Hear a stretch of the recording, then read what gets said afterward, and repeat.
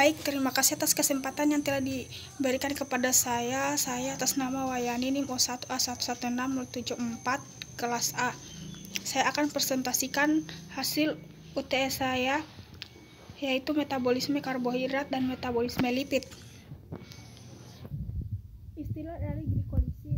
Glikolisis merupakan sumber dari kata glukosa dan lisis atau pemecahan. Jadi glikolisis yaitu jalur pemecahan glukosa menjadi 2 molekul asam pirufat. Selanjutnya yaitu glikogenolisis. Glikogenolisis merupakan proses pemecahan molekul glikogen menjadi glukosa. Apabila tubuh dalam keadaan lapar dan tidak ada asupan makanan, maka kadar glukosa dalam darah akan menurun. Glukosa diperoleh dengan memecah glikogen menjadi glukosa, yang kemudian digunakan untuk memproduksi energi. Selanjutnya yaitu glikogenesis. Pada glikogenesis ini merupakan pembentukan glikogen dari glukosa.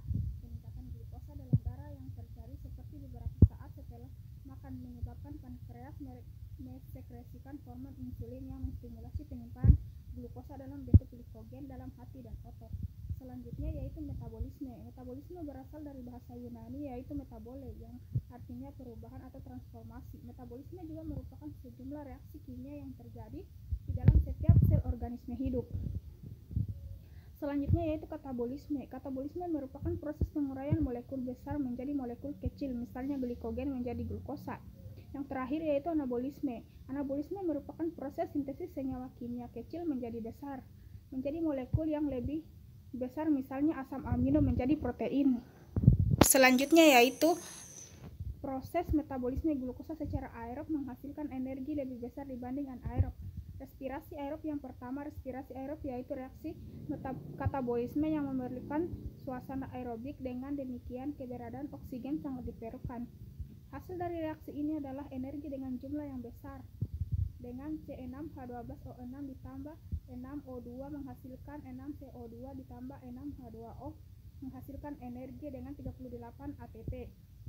Tahapan respirasi aerob yang pertama, glikolisis ini adalah pengubahan glukosa C6 menjadi asam pirufat C3. Proses glikolisis berlangsung di sitoplasma. Setelah itu yang kedua, dekarboksilasi oksidatif adalah pengubahan asam pirufat C3 menjadi asetil-CoA. 2-NADH dan 2CO2 dekarboksilasi oksidatif berlangsung di mitokondria. Lalu tahap yang ketiga, sirkulasi Krebs ini adalah reaksi penyatuan asetil-CoA dengan asam oksal asetat menghasilkan koenzim A, 6-NADH dan 4CO2. Siklus Krebs ini berlangsung pada mitokondria. Tahap yang terakhir yaitu transfer elektron adalah reaksi reduksi atau oksidasi NADH molekul FADH2 pada akhirnya menghasilkan H2O, juga energi berupa ATP, di mana berlangsung pada membran mitokondria. Selanjutnya yaitu dari proses sebelumnya kita mendapatkan 10 NADH. Pada glikolisis menghasilkan 2 NADH, pada dekarboksilasi oksidatif menghasilkan 2 NADH, dan pada siklus Krebs menghasilkan 6 NADH. Karena satu molekul NADH menghasilkan 3 ATP, maka total ATP yang didapat adalah 10 NADH dikali 3 ATP, maka menghasilkan 30 ATP. Sedangkan jumlah FADH2 yang didapatkan dari proses siklus Krebs adalah 2 buah molekul FADH2. Maka jika satu molekul FADH2 akan menghasilkan 2 ATP, maka total dari ATP yang akan kita dapatkan dari FADH2 adalah 4 ATP.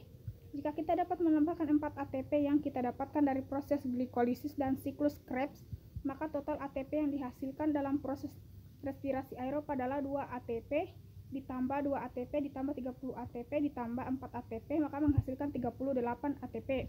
Tetapi pada proses glikolisis terjadi proses perpindahan dari sitoplasma menuju proses selanjutnya, yaitu transport elektron yang terjadi di mitokondria. Proses perpindahan ini akan membutuhkan energi 2 ATP. Jadi ATP bersih yang dihasilkan adalah 36 ATP. Selanjutnya yaitu respirasi aerob. Respirasi anaerob merupakan reaksi yang tidak memerlukan oksigen atau O2. Pada respirasi ini terjadi pada bagian sitoplasma dan tujuannya untuk mengurangi senyawa organik. Respirasi anaerob hanya menghasilkan sejumlah energi yang lebih kecil, yakni 2 ATP saja. Respirasi anaerob berdasarkan hasil katabolismenya dibedakan menjadi dua, yaitu fermentasi alkohol dan fermentasi asam laktat. Pada fermentasi alkohol merupakan respirasi anaerob yang mengubah glukosa menjadi energi, etanol dan karbon dioksida.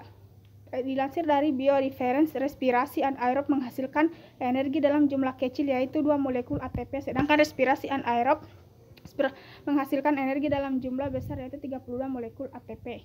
Fermentasi asam laktat adalah respirasi anaerob yang menghasilkan asam laktat dan energi dari merubah NADH menjadi NAD dan menghasilkan melalui perantara asam pirofat. Fermentasi asam laktat berlangsung pada pembuatan keju, buttermilk, dan yogurt. Asam laktat yang menghasilkan pada proses fermentasi dapat dibunuh bakteri dalam proses pembuatan makanan tersebut. Maka dapat disimpulkan bahwa reaksi aerob juga memerlukan oksigen dengan proses terjadinya di dalam mitokondria. Respirasi ini dengan bertujuan untuk memecah senyawa organik ke anorganik menghasilkan energi dalam jumlah yang besar yakni 36 ATP, sedangkan respirasi anaerob tidak memerlukan kehadiran oksigen berlangsung dalam sitoplasma yang bertujuan untuk mengurai senyawa organik. Hasil akhirnya berupa energi dalam jumlah yang sedikit yaitu 2 ATP saja. Selanjutnya yaitu hubungan metabolisme karbohidrat dengan metabolisme lipid. Untuk suatu keterkaitan karbohidrat, protein dan lemak atau lipid, yaitu keduanya akan dimetabolisme dengan hasil akhir menjadi asetil-CoA, di mana suatu asetil-CoA merupakan substrat untuk siklus Krebs, kemudian dari siklus Krebs lah yang dihasilkan oleh CO2. Selanjutnya penyakit yang terkait pada metabolisme karbohidrat dan metabolisme lipid yaitu jenis penyakit karbohidrat pada galaktosemia. Galaktosemia merupakan suatu penyakit autosomal resesif yang diturunkan berupa gangguan metabolisme galaktosa yang disebabkan oleh defisiensi enzim yang terikat dalam metabolisme galaktosa untuk dikonversi ke glukosa. Timbulnya penyakit galaktosemia terjadi ketika tubuh bayi tidak memiliki cukup enzim galaktosemia untuk memecah laktosa pada susu yang masuk ke dalam tubuh. Akibatnya galaktosa akan mengendap dalam jumlah besar di dalam darah. Cara diagnosis dan pengobatan galaktosemia pada bayi. Jika bayi yang baru dilahirkan menunjukkan suatu gejala-gejala dari galaktosemia, maka dokter akan menyarankan ibu untuk tes tindak lanjut untuk mengonfirmasi hal tersebut. Pemeriksaan ini dilakukan dengan mengambil sampel darah tumit dan urin untuk mengonfirmasi gangguan yang terjadi apakah disebabkan oleh galaktosemia. Setelah dipastikan mengidap pada metabolik ini terjadi, dokter akan membuat perencanaan diet untuk bayi ibu dengan mengecualikan laktosa dan galaktosa. Dokter akan mengganti susu konsumsinya dengan berbahan dasar kedelai dan benar harus menghindari susu atau produk sampingan susu yang menimbulkan gangguan berbahaya tersebut. Itulah hasil presentasi dari saya, lebih dan kurangnya mohon dimaafkan. Akhir kata wabillahi taufiq walhidayah. Wassalamualaikum warahmatullahi wabarakatuh.